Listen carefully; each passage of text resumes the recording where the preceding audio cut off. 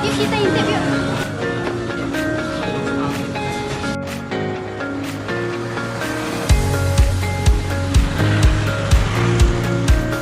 Jadi ini ada beberapa pilihan menu yang bisa kalian nikmati.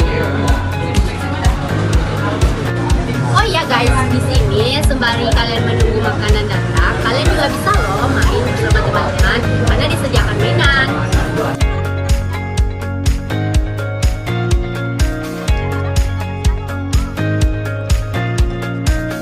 Nah, ini minumannya udah sampai.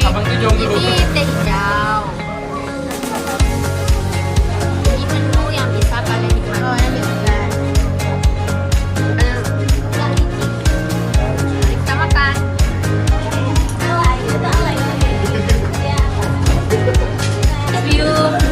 Mimi lagi bersama salah satu ownernya, Misiko.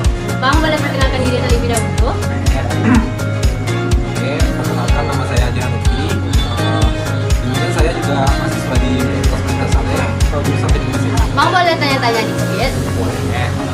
Kali ini saya ingin bertanya beberapa hal tentang Misiko, seperti sejarah Misiko, bagaimana branding Misiko, dan beberapa hal lainnya. Mungkin bisa diceritakan sedikit bagaimana sejarah berdirinya Misiko? Oke, jadi untuk sejarah dari Misiko ini sendiri, awalnya Misiko ini namanya itu bukan Misiko ya, Dek. Jadi kami itu brand pertama kami itu adalah Miwako. Nah, setelah beberapa hal, jadi kami tidak bisa lagi meneruskan Misiko ini. Nah, kami memutuskan untuk mengganti brand ini menjadi Misiko. Nah, setelah Miwako sendiri berdiri dari sejak November 2021. Nah, untuk Miwako sendiri itu baru berdiri, Misiko sendiri itu baru berdiri dari tanggal 20 Oktober 2023. Cara berdirinya, pertama kali Miwako itu diponderi oleh 6 orang. Nah, 6 orang itu yang tidak usah kita sebutkan namanya. Nah, dari 6 orang itu karena memilih karir yang lain. Nah, 3 di antara 6 orang itu memutuskan melanjutkan Miwako ini. Nah, itu dari 3 orang. Nah, dari 3 orang ini bersepakat untuk melepas 1 orang lagi untuk menjadi bagian di dalam Miwako. Nah, awal sejarah sebetulnya Miwako atau Misiko ini awalnya itu hanya sekedar keisengan mahasiswa. Nah, dikarenakan gabut dan kerjaan, negara pemasukan, kami coba-cobalah untuk memulai suatu bisnis. Siapa tahu kita menghasilkan keuntungan. Perjalanan itu juga tidak terlalu baik. Di awal-awal itu kami juga merasakan tidak terbangun, merasakan juga gimana kehabisan stok bahan, dan sempat penjualan itu turun di bawah target. Nah, dari situ kami bersabar, terus belajar inovasi, marketing yang bagus. Nah, sampailah saat ini. Kami sekarang sudah memiliki 1 cabang yang di kota dan yang pusatnya ada di Blangkrum.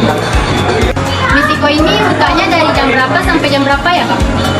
Untuk jam operasional Misiko sendiri, kami kan ada 2. Nah, untuk di Blangkrum kami beroperasi dari jam 7 malam sampai jam 1 malam. Untuk di Misiko kota, kami beroperasi dari jam 10 pagi sampai dengan jam 12 malam. Oke nih Bang, pertanyaan terakhir, bagaimana sih cara Bang agar Misiko ini tetap bertahan di pasaran? Bagaimana cara kami bertahan di pasaran? Nah, itu kan kita bermain di strategi marketing ya. Nah, untuk bertahan di pasaran, kami harus selalu mengecek survei pasar. Kita harus selalu problem pasar kita, pasar yang dibutuhkan. Nah, di situ kita juga bermain di harga misalnya. Untuk kita selalu pasaran bahan pokok. Nah, kita harus menyesuaikan itu dengan harga. Kita mematok harga pasar kita mahasiswa kan. Nah, jadi kita nggak bisa meletakkan harga itu di atas kemampuan mahasiswa. Nah, misal kami tidak mau mematok harga di atas 2.000 karena 10.000 itu adalah angka mutlak yang tidak terlalu yang gampang untuk kita mengeluarkan duit. Nah, itu dari harga. Untuk di makanan, kami mempertahankan kualitas makanan. Makanan kami harus selalu cek survei apakah ada kekurangan di makanan kami. Kami selalu terbuka sama masukan-masukan yang diberikan oleh pelanggan ataupun kritik dan saran kami selalu terima. Nah, untuk strategi market, strategi pasaran, kami juga bermain di pasar langsung dan lewat media sosial.